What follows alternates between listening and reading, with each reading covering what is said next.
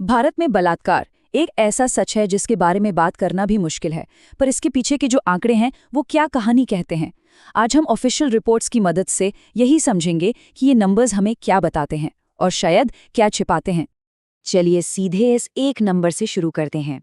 31,677। ये national crime records bureau यानी NCRB के मुताबिक साल 2021 में भारत में दर्ज हुए रेप के मामलों की ऑफिशियल संख्या है। पर ये सिर्फ एक आंकड़ा नहीं है, ये 31,677 जिंदगियों की कहानी है। अब जरा इस बड़े नंबर को छोटे हिस्सों में तोड़कर देखते हैं तो तस्वीर और भी ज्यादा डरावनी लगती है। इसका मतलब है हर दिन लगभग 86 मामले, हर घंटे 3 से भी ज्यादा। ये दिखाता है कि ये अपराध हमारे समाज में कितनी गहरी जड़ें जमा चुका है। लेकिन एक बात याद रखनी होगी, ये सिर्फ वो मामले हैं जो दर्ज हुए। असल कहानी तो शायद इससे कहीं ज्यादा बड़ी और मुश्किल है।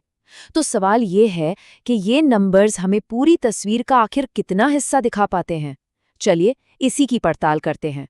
देखिए, रेप के आंकड़ों को अकेले में देखना सही नहीं होगा। इसे ठीक से समझने के लिए हमें पहले भारत में महिलाओं के खिलाफ होने वाले अपराधों की पूरी तस्वीर को देखना होगा।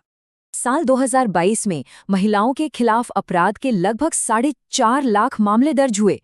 ये एक बहुत बहुत बड़ा नंबर है और ये हमें वो पूरा संदर्भ देता है जिसमें हम बलात्कार के आंकड़ों को देख रहे हैं। और जब हम इन अपराधों को और गहराई से देखते हैं तो एक हैरान करने वाली बात सामने आती है। सबसे ज्यादा मामले, करीब 21%, पति या रिश्तेदारों की तरफ से की गई क्रूरता के हैं। उसके बाद अपहरण और छेड़छाड़ का नंबर आता है और रेप 7.1% के साथ इस लिस्ट में चौथा सबसे आम अपराध है। तो इस बड़ी तस्वीर को ध्यान में रखते हुए अब हम खास तौर पर बलात्कार से जुड़े आंकड़ों की गहराइयों में उतरते हैं। अगर पिछले कुछ सालों के आंकड़ों पर नजर डालें तो एक पैटर्न सा दिखता है। 2016 के बाद मामलों में थोड़ी कमी आई और 2020 में ये और कम हुए, जिसकी एक वजह शायद कोविड-19 लॉकडाउन भी था। पर चिंता की बात यह है कि ये संख्या लगातार हजारों में बनी हुई है। मतलब ये कोई एक साल की नहीं बल्कि एक स्थायी समस्या है। और जब हम भारत के नक्शे पे देखते हैं तो ये समस्या कुछ राज्यों में और भी ज्यादा गंभीर नजर आती है। 2021 में राजस्थान में सबसे ज्यादा 6,300 से भी ज्यादा मामले दर्ज हुए। उसके बाद मध्य प्रदेश और उत्तर प्रदेश का नंबर आता है। अब सवाल ये उठता है कि इन राज्यों में ऐसा क्या हो रहा है कि वहां मामले इतने ज्यादा हैं। हर आंकड़े के पीछे एक इंसान होता है, एक पीड़ित और एक अपराधी। तो चलिए अब इन नंबर्स से आगे बढ़कर देखते हैं कि डेटा हमें इन लोगों के बारे में क्या बताता है।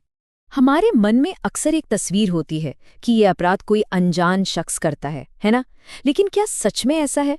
डेटा हमें क्या बताता है कि ज्यादातर मामलों में अपराधी आखिर होता कौन है? ये आंकड़ा शायद आपको चौंका दे। 2021 में दर्ज हुए 89% मामलों में अपराधी कोई अजनबी नहीं था, बल्कि कोई ऐसा था जिसे विक्टिम पहले से जानता था। जी हाँ, और जब हम कहते हैं जान पहचान वाले लोग तो हमारा मतलब है रिश्तेदार, दोस्त, पड़ोसी और यहाँ तक कि परिवार के सदस्य भी। ये सच उस आम धारणा को पूरी तरह से तोड़ देता है कि खतरा हमेशा बाहर, अजनबियों से होता है। असल में ज्यादातर मामलों में खतरा घर के अंदर या भरोसे के रिश्तों में ही छिपा होता है। जहां ये अपराध समाज के हर वर्ग को प्रभावित करता है, वहीं आंकड़े ये भी बताते हैं कि कुछ समुदाय इसका ज्यादा शिकार होते हैं। 2017 से 2021 के बीच अनुसूचित जाति और जनजाति की महिलाओं के खिलाफ रेप के मामलों में लगातार बढ़ोतरी देखी गई है। यह साफ दिखाता है कि कैसे सामाजिक असमानता यौन हिंसा के खतरे को और ज्यादा बढ़ा देती है। ये नक्शा दिखाता है कि 2021 में ये समस्या कुछ खास राज्यों में और भी ज्यादा गंभीर थी। ये सिर्फ एक राष्ट्रीय औसत का मामला नहीं है, बल्कि कुछ इलाकों में सामाजिक रूप से कमजोर महिलाओं के लिए खतरा कहीं ज्यादा है।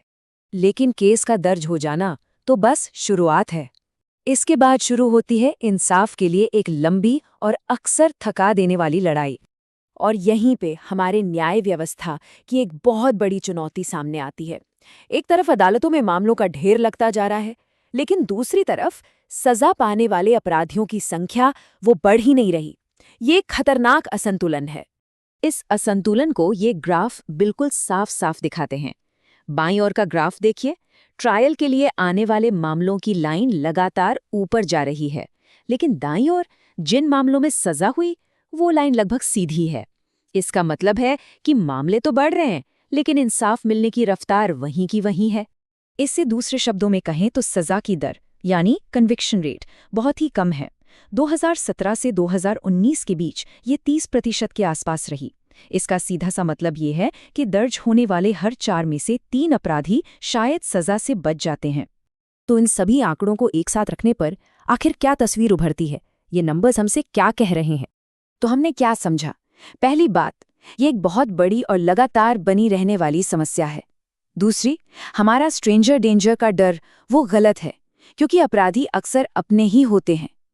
तीसरी, समाज के सबसे कमजोर वर्ग सबसे ज्यादा असुरक्षित हैं। और चौथी, इंसाफ का रास्ता बहुत लंबा और मुश्किल है, जहां सजा मिलने की उम्मीद बहुत कम है। तो आखिर में हम इस एक विचार के साथ रुकते हैं। तथ्य मांग करते हैं कि हम खोखली बातों को छोड़कर जवाबदेही और एक्शन पर ध्यान दें। ये आंकड़े सिर्फ नंबर्स नहीं हैं, ये बदलाव की मांग कर रहे हैं। सवाल ये है कि इस मांग को पूरा कैसे किया जाएगा।